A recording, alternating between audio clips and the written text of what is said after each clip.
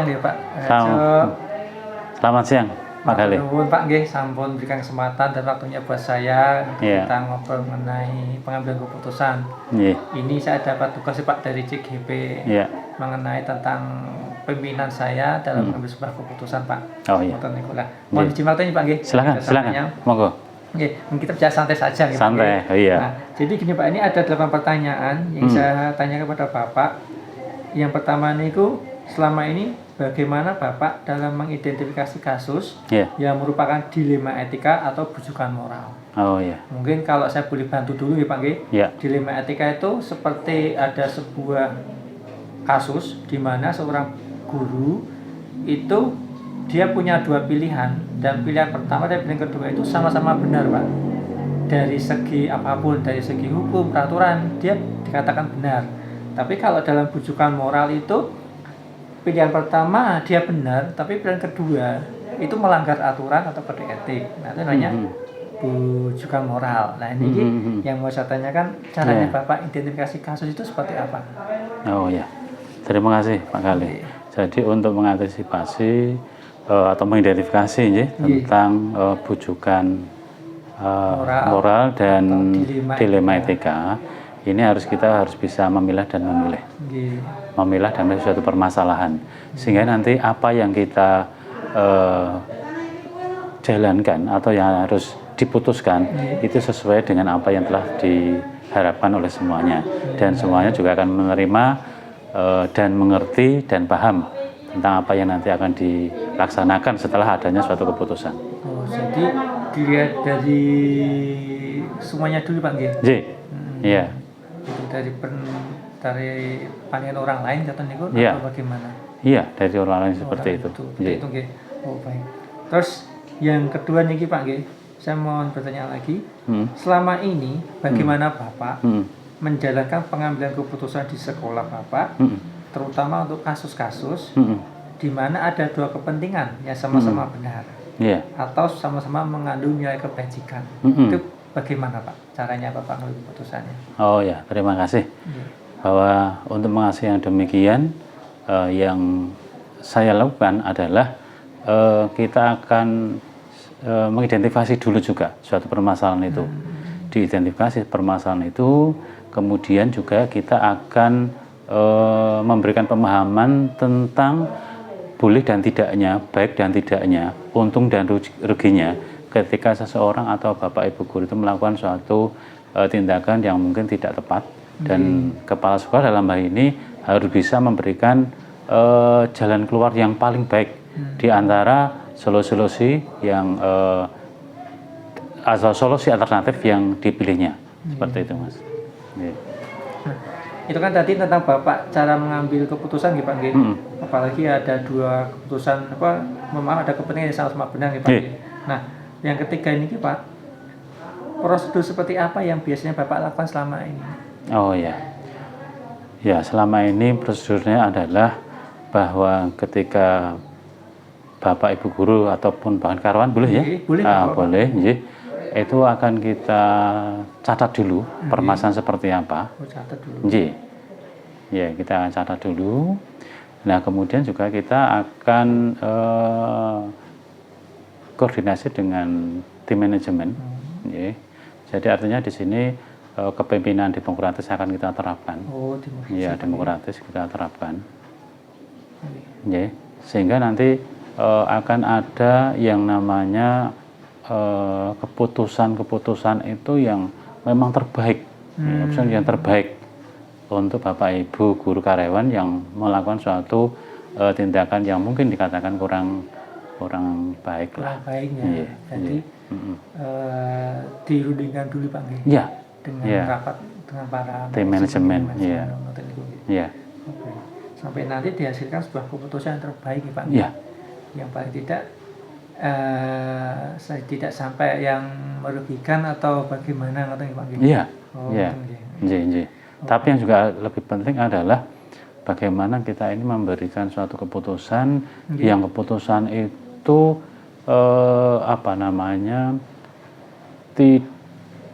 bisa dikatakan tidak menjadi beban atau bisa dikatakan sanksi itu bukan, tetapi yang terpenting adalah suatu pemahaman yang kita lakukan, ya, agar yang akan kita beri nasihat lah, bahasa saya itu nasihat, bukan suatu teguran tapi nasihat, sehingga ini akan lebih ngewongke lah, memanusiakan manusia gitu. Ya. Jadi paling tidak itu lebih berpihak kepada personalnya, sehingga tidak kesannya menghakimi atau menghakimi. Betul sekali. Iya, betul Mas. Nah, kemudian Pak, yang berikutnya, yang keempat, hal apa saja yang selama ini Bapak anggap efektif dalam mengambil keputusan pada kasus-kasus dilema etika? Hal apa saja Pak yang dianggap efektif? Oh ya, jadi yang pertama adalah kita juga berpedoman pada istilahnya itu kode etik guru. Ya, kita juga berpedoman pada kode etik guru. Nah, dengan kita mengacu pada kode etik guru, maka ini akan lebih efektif karena Bapak Ibu guru terutama di sini ini kan sudah ngerti betul bagaimana harus melakukan suatu kewajibannya, melakukan tugasnya sebagai seorang pendidik atau seorang guru. Jadi kode etik ini harus memang harus dimengerti dan dipahami dan kemudian juga bisa dilaksanakan sehingga nantinya tidak akan terjadi hal-hal yang tidak diinginkan, apalagi kita seorang guru yang istilahnya itu digugu dan ditiru. Terus jangan sampai di luar itu. Berarti paling tidak dianggap efektif ketika kami para guru itu bisa mengerti, bisa memahami apa yang harus kami lakukan. Iya. Dikembalikan lagi ke semula kita harus bagaimana Iya, kita berpedoman pada itu. Kemudian yang kelima nih Pak, hal apa saja yang selama ini merupakan tantangan dalam mengambil keputusan tersebut Pak? Tantangannya diantaranya adalah bahwa kadang itu terjadi namanya aturan tertib itu bisa jadi dilanggar karena itu adalah suatu. Karena apa? Karena kita juga harus bijak juga untuk menerapkan hal demikian ini. Kita tidak bisa langsung menjudge dia itu salah, iya kan? Tapi mungkin nanti dicarikan solusi bagaimana aturan atau kebijakan yang diambil oleh sekolah ini artinya itu berdampak positif lah pada si guru tersebut. Itu diantaranya Mas. Berarti yang tantangannya itu membuat keputusan yang mulai dampak positif jangan sampai merugikan pihak-pihak yang lain dan orang tersebut Pak. Iya, betul. Biasanya Nah, ini Pak, yang keenam, apakah Bapak memiliki sebuah jadwal tertentu dalam sebuah penyelesaian kasus dilema etika? Kemudian apakah Bapak langsung menyelesaikan di tempat atau saat itu juga atau membuat jadwal dahulu? Kalaupun ada, bentuk seperti apa yang biasanya Bapak jalankan? Jadi begini. Jadi dalam rangka itu saya mempunyai catatan sendiri. Ada catatan sendiri. Nah, seorang leader atau pimpinan itu ketika memberikan suatu bisa dikatakan teguran atau apapun namanya, itu harus dua hal yang perlu diperhatikan. Yang pertama adalah langsung, yang kedua adalah rahasia. Rahasia. Iya, ini sangat penting. Karena apa? Karena ketika ini dibeberkan di luaran atau di luar ruang kepala sekolah atau ruang tempat pembinaan, ini juga sedikit banyak akan mempengaruhi mental daripada guru tersebut. Iya, jadi harus langsung. Kemudian juga ada rahasia. Iya. Dari ada forum. Iya. Berarti untuk jadwalnya itu bagaimana? Berarti tadi ada satu kasus, berarti bisa langsung dilaksanakan, pengambilan keputusan, dan mungkin ada beberapa kasus yang mungkin perlu Bapak pertimbangkan dulu atau dijadwalkan dulu atau bagaimana Pak maksudnya? Ya betul. Jadi alhamdulillah di Ponjong ini ya, SMK Ponjong ini tidak terjadi banyak kasus ya. Hanya mungkin hanya satu dua. Sehingga memang itu kita tulis ya. Di bukunya juga ada, namanya buku biru ya, buku catatan itu juga ada. Jadi kita agendakan karena kita ada agenda. Iya, ada agenda. Karena yang sebagai kepala sekolah itu juga tidak hanya bertugas untuk dalam membina ya, tapi juga mikir kemajuan sekolah. Sehingga kita akan memprioritaskan dulu. Ada prioritas, ada prioritas dulu. Proses yang mana nanti akan kita pilih. Tetapi tetap itu dilakukan. Karena apa? Karena itu memang sangat urgent, Mas. Sangat urgent sekali, baik itu masa pembinaan juga mengenai sikap mental dan juga nanti berdampak pada siswa, berdampak pada warga sekolah.